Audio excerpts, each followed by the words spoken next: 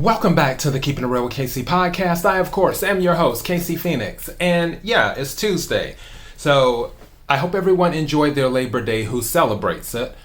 And yeah, interesting. So I'm talking about the shadow side because I mentioned it before. Before I go into all of that, KIRWKC.com, main podcasting platform. This podcast is carried on Apple, Spotify, Google, iHeartRadio, Pandora, Overcast, Bullhorn, Amazon Music, Audible, and several other podcasting platforms. Please feel free to listen to this podcast on whatever platform is most convenient for you. KIRWKC on all the social media platforms. Okay, so I went to this website. It's called Harley Therapy Counseling Blog. And it's Harley, so Harley, therapy.co.uk is their website if you want to check it out. And I decided to print this article, so I will read it and then we shall discuss. So here we go. Are there parts of yourself that you don't like and even try to hide? Welcome to your shadow self. What is the shadow self? The term the shadow was made popular by psychoanalyst Carl Jung. He saw it as the uncivilized, even primitive side of our nature.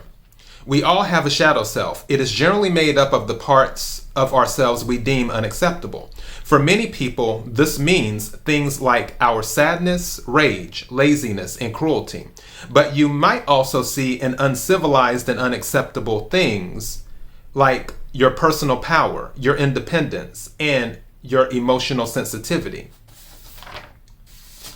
It says, how do I get rid of my shadow self?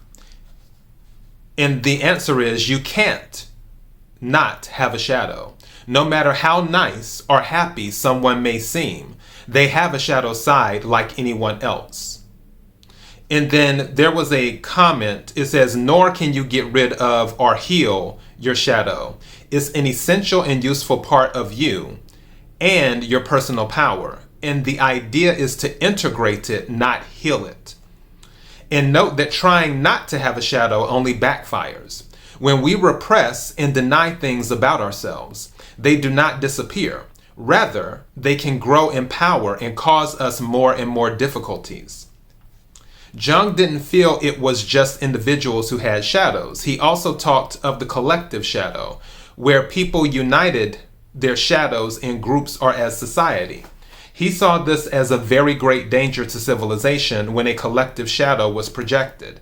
An example of the collective shadow at work would be what happened in the 1940s with a certain group that shall not be named during this podcast. But we all know what that group is.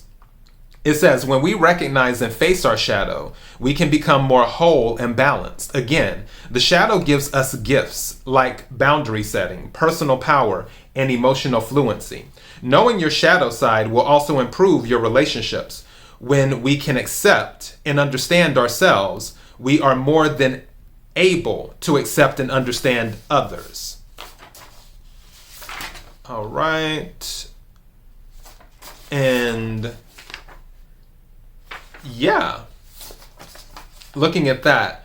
Now, another part of this, it says the shadow and psychological projection. Psychological projection is when we attribute an unconscious thought, feeling, or even talent of our own onto another person. When it comes to the shadow, it will be a seemingly unaccepted attribute you see in another person, and the projection often comes couched in the blame. For example, you might feel that everyone around you is lazy and selfish. The reason you never get ahead in life is apparently because they are all too self-absorbed to help you. If you looked at yourself honestly, you would likely find it's you yourself who have a tendency to be self-centered and lazy. Other question, isn't my shadow side bad? Although we might want to see our shadow side as negative, this is not true. The shadow is rather what you yourself perceive as dark and weak about yourself, and therefore needing to be hidden and denied. But this depends on your own perspective and your levels of self-esteem. It is only through our own effort to learn who we are and cultivate self-acceptance that we can recognize and embrace our shadow, and then benefit from the many gifts the shadow offers. So this is really interesting. And then finally, it says how to know your shadow self. The shadow can be one of the first things we face when we start attending therapy. The creation of a safe space where we talk to someone who isn't personally invested in our life means we find ourselves saying things we didn't even know we think and feel. Other ways to access your shadow include journaling and working with your dreams and the archetypes you find in them. Of course, looking at what you are constantly blaming others for tends to be a direct route to your shadow self. What are the things you like least in other people? Does that characteristic exist in you too? It's important to recognize and understand your shadow side, but not over-identify with it. If you are going through a period of low self-esteem or depression, for example, it's not the time to indulge in shadow work because you are not in the headspace to recognize your strengths too. Interesting. And there's more to this particular article. I just wanted to cover this a little bit because, I think we all have, I don't want to say a hard time. That's a little too heavy.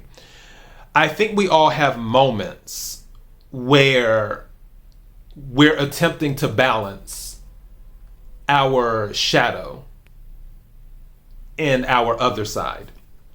And really you could call the other side the light. I've always said that you can't have one without the other. If there's a light, there's always going to be a shadow. It is going to show up somewhere. A shadow will show up somewhere. So you can't have light with no shadow. It's just not possible. So I believe some people need to be more kind to themselves in doing that. I'm trying to get comfortable in my chair because I'm in this chair and I'm like, oh, I want to get comfortable. But because I go through this too. I've been wrestling with my shadow because honestly, my shadow side, it is a different type of energy. Believe it or not, when I'm really in my shadow side, people are very entertained by that energy.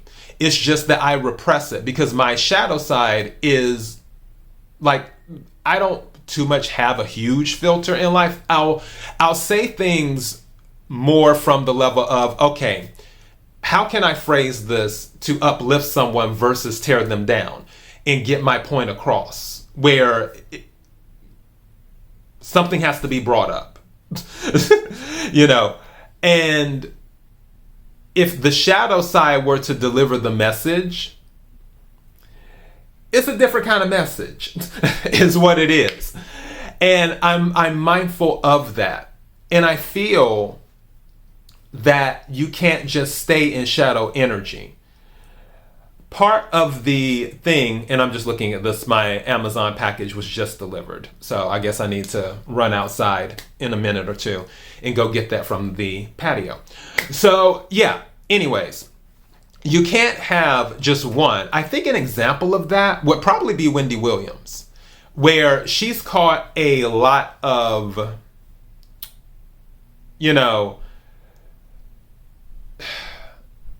let's just say she's caught a lot over these past few years. And I believe that if there was a little bit more balance to it, then and don't get me wrong, Wendy Williams is an icon. She is a legend. She's very entertaining, very, bubbly personality. She worked really, really hard throughout all of those years. She was a workhorse, like she says. So she invested a lot in building the Wendy Williams brand.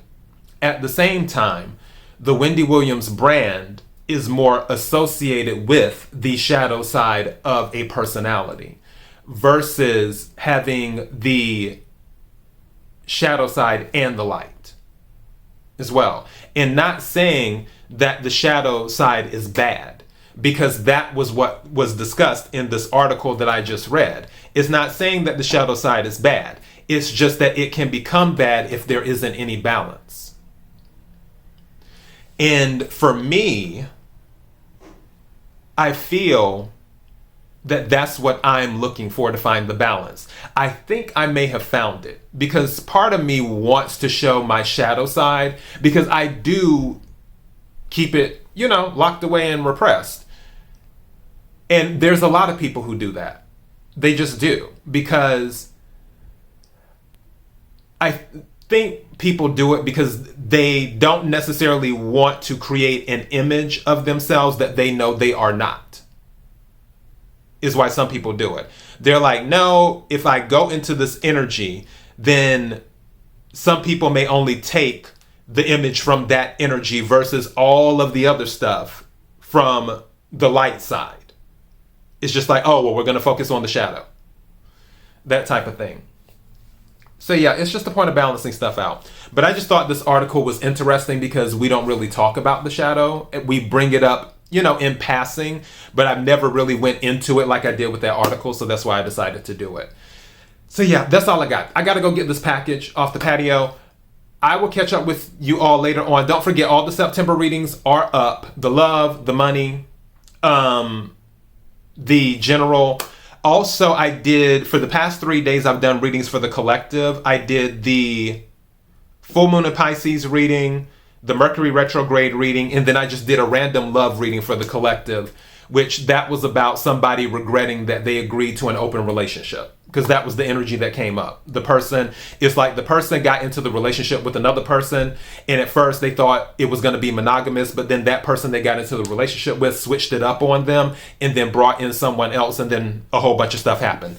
If that resonates with you, you can go listen to the reading. If not, there are plenty of other readings. I got to get going. KIRWKC.com, main podcasting platform. This podcast is carried on Apple, Spotify, Google, iHeartRadio, Pandora, Overcast, Bullhorn, Amazon Music, Audible, and several other podcasting platforms. Please feel free to listen to this podcast on whatever platform is most convenient for you. KIRWKC on all the social media platforms. Till next time, be blessed.